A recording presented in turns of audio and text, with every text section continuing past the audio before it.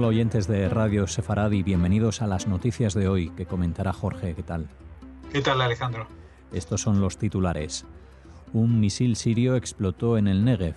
Israel responde atacando los alrededores de Damasco.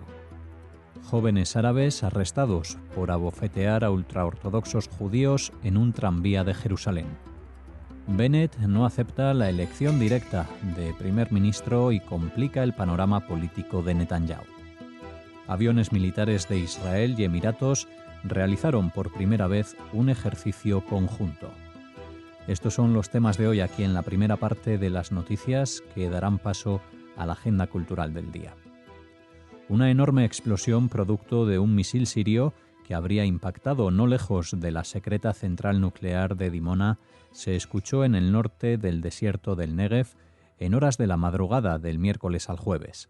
Según el ejército israelí, se trató de un misil perdido que no tenía como objetivo atacar un blanco específico en Israel, sino que fue dirigido contra cazas israelíes que estaban llevando a cabo una misión contra blancos enemigos en el lado sirio de las alturas del Golán.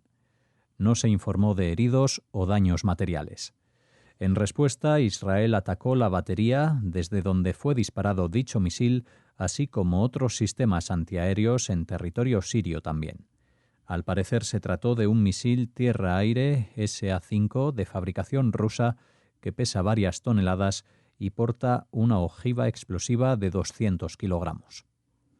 Bueno, esto despertó en un principio las alarmas en Israel, un misil sirio sobrevolando el espacio aéreo israelí, atravesándolo prácticamente de norte a sur hasta llegar al desierto del Negev y cayendo en las cercanías, vamos a ver, que no muy cerca, pero digamos en un área de algunos kilómetros alrededor de donde está esta base de esta central nuclear famosa de Dimona. Pero el portavoz militar lo ha aclarado enseguida, dice que no ha sido un ataque a este sitio, ni siquiera ha sido un ataque intencionado hacia territorio israelí, sino digamos, un mal funcionamiento de un misil, de estos misiles de fabricación rusa que les han vendido a los sirios y que en realidad no sirven para mucho. Siempre que hay algún operativo de la Fuerza Aérea Israelí en territorio sirio, ellos reportan que dispararon las defensas antiaéreas con misiles y que derribaron a los misiles israelíes, pero es mentira porque estos misiles son de una tecnología bastante ineficaz, por lo menos con los ciclos de producción actuales y las tecnologías punteras que Israel posee. Así que bueno, es un incidente que esperemos no tenga mayores consecuencias porque Israel ha dado su respuesta, pero ha sido una respuesta bastante contenida, es decir, no en proporción a la penetración que fue bastante amplia. Lo que no está tampoco muy claro porque al parecer se ha dicho que se disparó un antimisil Patriot, no el cúpula de hierro, sino un sistema más antiguo de fabricación estadounidense que estaba, digamos, en funcionamiento generalmente hace 10, 15, 20 años, pero que hoy en día también es un sistema bastante obsoleto. Así que es muy posible que este misil Patriot no lograra interceptar a este misil perdido. Recordemos que justamente los Patriot fueron los mecanismos de defensa que tuvo Israel cuando Estados Unidos lanzó la primera guerra del Golfo contra Irak por su invasión de Kuwait a principios de los años 90. Es decir, ya han pasado casi 30 años desde entonces, por eso digo que la tecnología es bastante ineficaz y si hubiera sido un objetivo con la certeza de que podía causar algún daño, yo creo que se hubiera activado un cúpula de hierro para eliminarlo. Un par de niños ultraortodoxos fueron víctimas de otro par de adolescentes árabes que fueron detenidos tras subir el vídeo del incidente a la red social TikTok la semana pasada. Uno de los agresores, residente del barrio de Suafat de Jerusalén Este, había escapado a Cisjordania. Bueno, y este es el que ha sido detenido. Vamos a ver, hay una imagen que se ve hoy que ilustra lo que ha pasado. En cualquier otro país del mundo un incidente así pues no aparecería en las noticias. Es una agresión juvenil.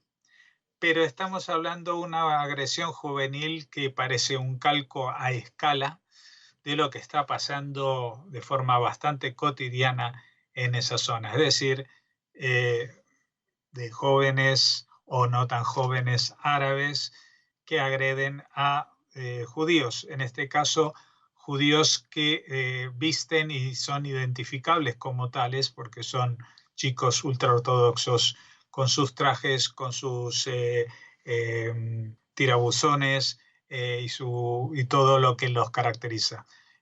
Fue una acción de abuso que fue grabada en las redes sociales y que evidentemente no reviste mayor gravedad tal como está ahora, pero si esto no se ataja en este momento, puede crear una ola de gente que emule, de otros chicos que emulen esta situación y entonces nos estaremos enfrentando a un problema mucho mayor porque estamos hablando de gente muy joven, de adolescentes, y que igual no son conscientes de la gravedad que puede desencadenarse a partir de este tipo de situaciones. Por suerte, por ejemplo, en el mismo tranvía no viajaban soldados o alguien que pudiera portar un arma y ponerse nervioso ante este ataque. Netanyahu tiene menos de 2 semanas para presentar una coalición de gobierno, objetivo que por estas horas se presume lejano. Ante esta situación, que forma parte de una crisis política que arrastra 4 elecciones en 2 años, el mandatario impulsó una propuesta para la elección directa del primer ministro, un plan que por el momento tampoco encontró adhesiones suficientes.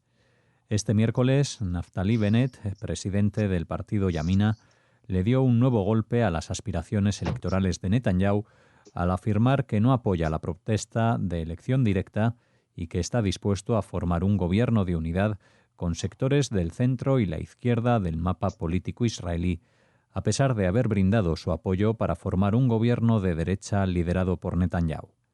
Pero si el Likud fracasa en su objetivo, entonces su segunda opción, dijo Bennett, es trabajar en un gobierno de unidad nacional. Bennett fue muy duro para con Netanyahu, a quien acusó de abogar por una quinta elección y de boicotear todo intento de negociación entre ambos. La declaración de Bennett tuvo lugar horas después de que el Likud acusara al líder de Yamina de impulsar un gobierno de izquierda contrario a la voluntad del electorado. Sí, realmente estábamos en una situación política muy compleja en Israel, con estas cuartas elecciones en 2 años que arrojan casi siempre el mismo resultado. Se presentan nuevos partidos, nuevas coaliciones, pero el mosaico al final termina decantándose en 2 opciones, a favor o en contra de que Netanyahu siga al frente del gobierno. Y recordemos, digo, que no es solamente una cuestión de políticas, porque aquí se han creado partidos como Nueva Esperanza que tienen la misma ideología que otros partidos como el Likud, pero simplemente aboga porque alguien que esté encausado y está siendo juzgado, no solamente acusado, sino que está siendo juzgado por delitos de corrupción y cohecho, etcétera, pues es el momento que dé un paso al lado y espere a que haya una sentencia en firme que lo termine por incriminar o por liberar de estas acusaciones. De momento, lo que está pasando es que Israel está en un atolladero con la cuestión política.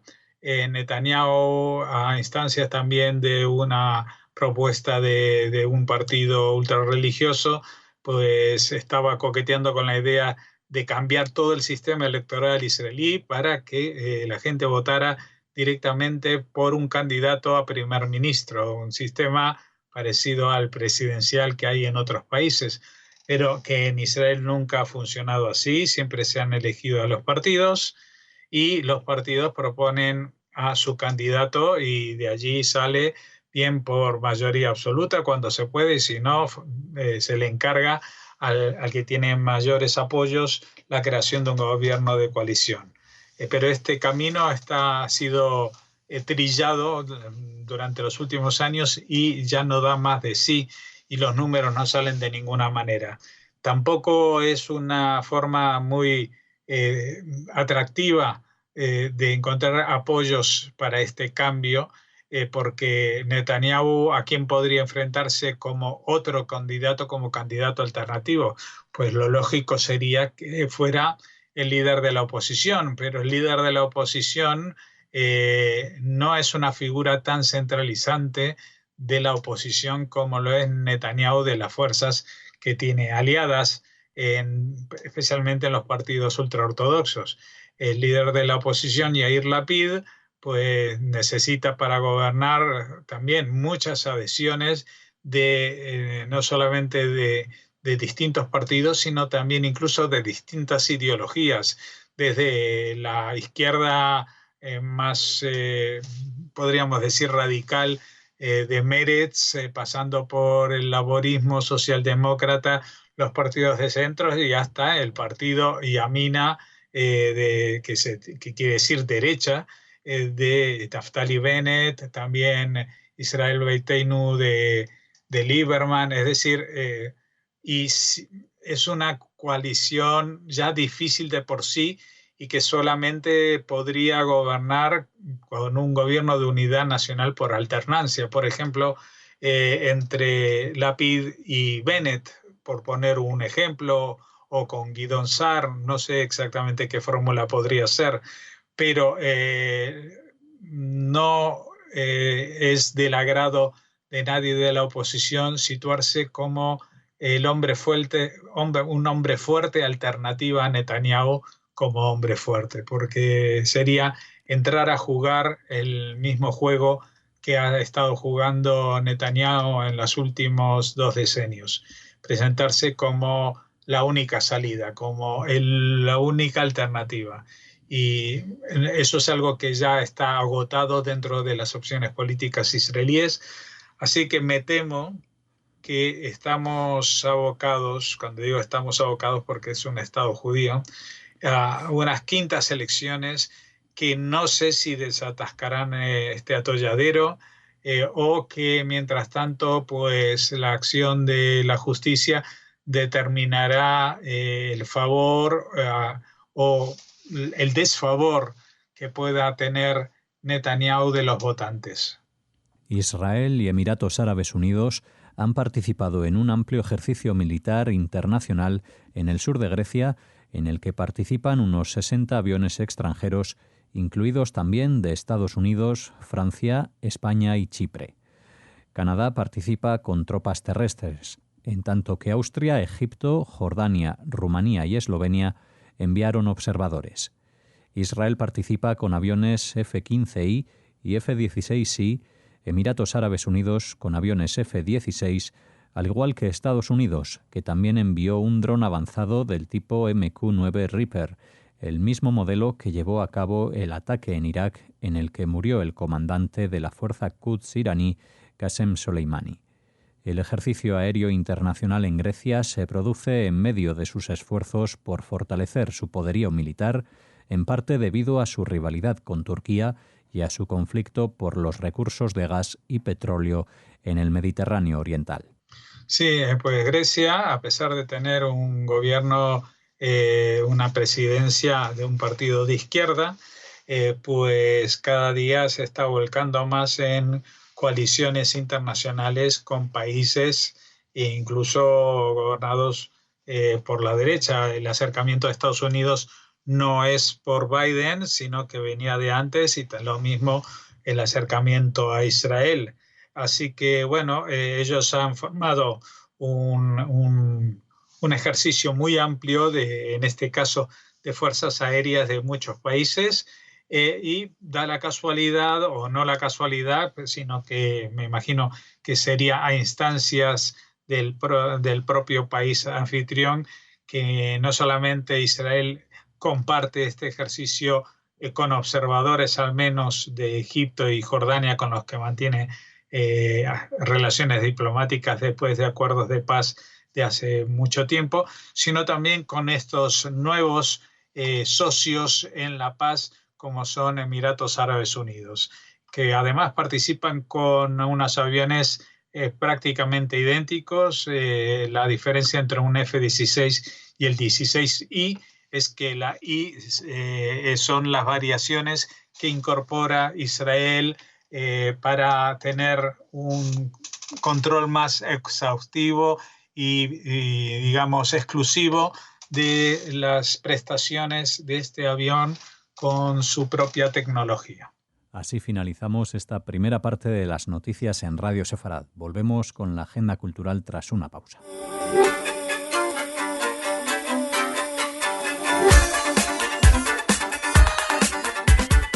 Bueno, y hoy es el último día en que van a escucharme a mí, por lo menos en los próximos tiempos, presentando las noticias culturales, porque ya la semana que viene se reincorpora esta sección Raquel, que está terminando de cubrir estas importantísimas jornadas internacionales por el milenario de Ibn Gabirol en Málaga.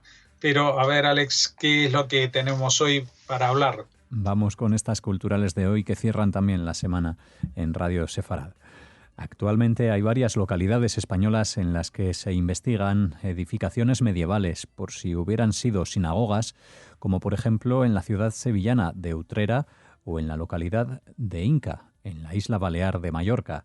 En la primera, la hipótesis de su localización de la iniciativa de historiadores para determinar la posible ubicación de la sinagoga medieval de la ciudad, que ha concluido que sus restos de la sinagoga podrían estar escondidos bajo un edificio abandonado en el centro de la ciudad que fue utilizado hasta hace 2 décadas como restaurante y pub, ahora propiedad del ayuntamiento, que ya ha determinado que desde 1492, tras la expulsión de los judíos del país, el edificio fue un hospital. Próximamente se iniciará la prospección arqueológica del Solar, otro edificio que pudo o no haber sido una sinagoga medieval. Está siendo investigado en la ciudad de Inca, como les comentábamos, en la isla de Mallorca. Este edificio está ubicado en la antigua judería de la ciudad y al ser restaurado entre 2004 y 2009 salieron a la luz varios elementos arquitectónicos que pueden apuntar a que había sido una sinagoga, como su aparente diseño, la posible ubicación de la galería de mujeres y el arca, la entrada desde una calle secundaria y la presencia de pozos, lo que posiblemente indique una mikvé. Bueno, últimamente digamos que hay cierta moda, por llamarlo de alguna manera, entre los arqueólogos españoles que realizan trabajos en ciudades y pueblos del país, de buscar,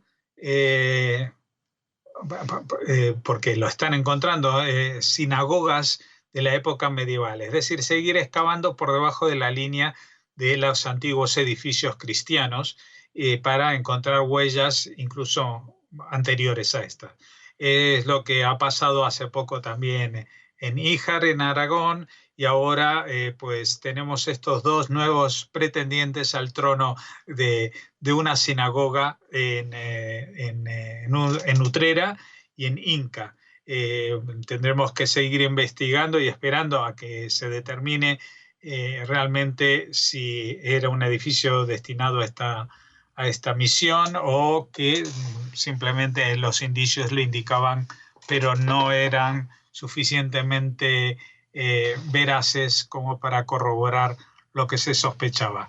Pero sí que me resulta gracioso que justamente el primer caso de Utrera, su último uso era un pub, un restaurante, y que antes había sido un hospital. O sea, ya es bastante extraño que una sinagoga se convierta en un hospital, pero que el hospital se convierta en un restaurante y un pub me parece todavía más extraño, con lo cual nos hace sospechar que realmente debajo de cualquier edificio puede encontrarse una huella de lo que fue el paso de los judíos por España.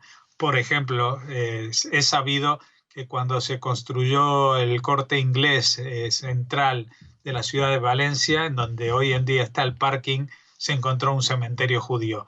Pero en esa época, pues los arqueólogos y la sociedad española no estaban tan atentos a este tipo de tesoros que pudieran encontrar y por lo tanto pues siguieron adelante con las obras y supongo que algunas piezas pasaron a algún museo arqueológico y nada más, pero no se detuvo ni se aprovechó el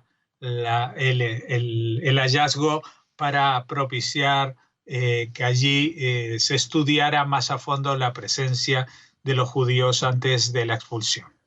Les hablamos ahora del gobierno alemán por haber presentado una ley que facilitaría el camino hacia la ciudadanía alemana para los hijos y nietos de los sobrevivientes de la Shoah. Si bien existe desde hace mucho tiempo una política de devolución de ciudadanía a los damnificados por el régimen nazi, no todos los sobrevivientes y sus familias pudieron recuperar su estatus de ciudadanos alemanes.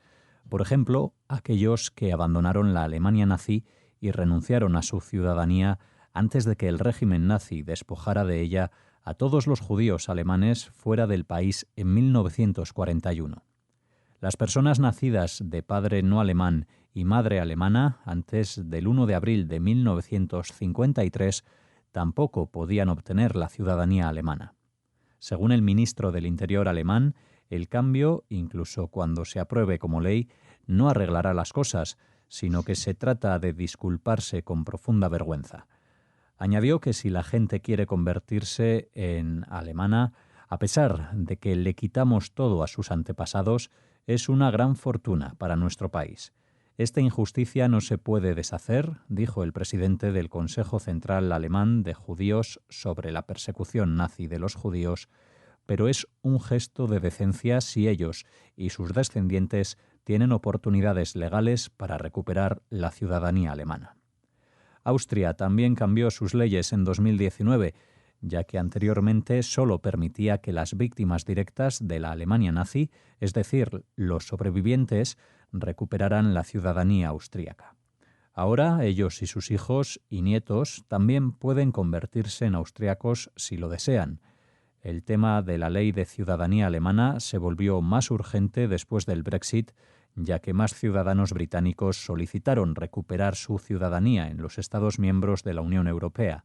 La cifra de titulares de pasaportes del Reino Unido que buscan la ciudadanía alemana se multiplicó por 23 en 2019 en comparación con 2015, un año antes del referéndum del Brexit. Bueno, me parece que es una política lógica y que justamente a la luz de los esfuerzos que se han hecho, por ejemplo, en España, para restituir la ciudadanía no ya a los sobrevivientes de un hecho tan reciente como fue el Holocausto, sino de la expulsión hace 5 siglos, pues nos parece, como decimos, una ley la que prometen llevar a cabo, que es lo más lógico y que también siguen los pasos otros países.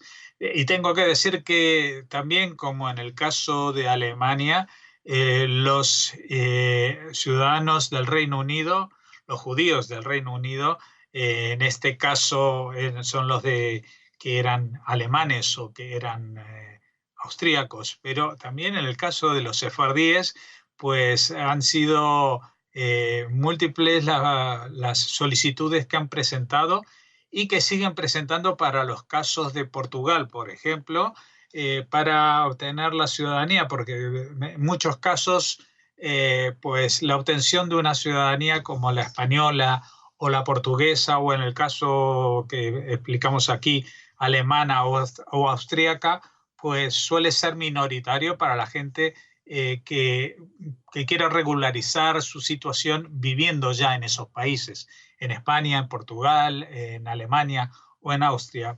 Pero en el caso de los británicos, pues tienen un incentivo importante porque al tener un pasaporte de la Unión Europea ya no es tan automático como lo era hasta antes del Brexit. Terminamos ahora la agenda hablándoles de cine para todos aquellos cinéfilos y especialmente los interesados en el cine israelí. Decirles que están de enhorabuena con la iniciativa del Archivo de Cine Israelí, que a través de su web jfc.org.il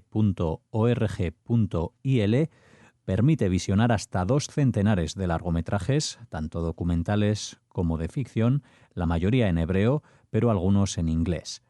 Dicho archivo pertenece a la Cinemateca de Jerusalén, fundada en 1960 para preservar y difundir la creación cinematográfica israelí y que desde el año pasado ha puesto en marcha esta web para explorar y disfrutar de estos tesoros. El archivo dispone hoy de miles de referencias en distintos formatos que en los últimos años se está restaurando y digitalizando para poner al alcance del gran público. Algunas de las referencias ya disponibles son de acceso gratuito, mientras que otras son de pago y están disponibles para su visionado durante 3 días. Bueno, tengo que decir que he intentado ver cuánto cuesta y no lo he conseguido. O sea, cuando dicen que es los de visionado que son de pago. También tengo que advertirles que o están en versión original en hebreo o algunos casos versión original en inglés. Han prometido que irán subtitulando, pero de momento esta es una iniciativa más que nada para los que saben hebreo o en todo caso un inglés muy bueno, ¿no? Tampoco son demasiados títulos, son 200 títulos, si bien la cantidad de largometrajes israelíes no es tan abundante como la de otros países. Sí que ha sido importante en las últimas décadas, pero en los primeros tiempos era más escasa. Ahora están tratando también de recuperar mucho de las producciones, especialmente las documentales que se hicieron incluso antes de la creación del propio Estado en 1948, porque tienen un gusto muy especial ese tipo de filmaciones, ¿no? Y que nos muestran lo mucho que ha cambiado ese país en los últimos tiempos. Evidentemente ha cambiado mucho en el mundo, pero el Israel actual se parece no solo muy poco al de 1948, sino tampoco se parece mucho al de hace apenas 3 o 4 décadas. Así que bueno, les invitamos al menos a fisgonear por esta página, a ver si se atreven con alguna película de estas de visionado gratuito, y si les interesa, pues yo creo que ahí tienen un tesoro por explorar. Con esta invitación nos despedimos y les deseamos Shabbat Shalom. Shabbat Shalom.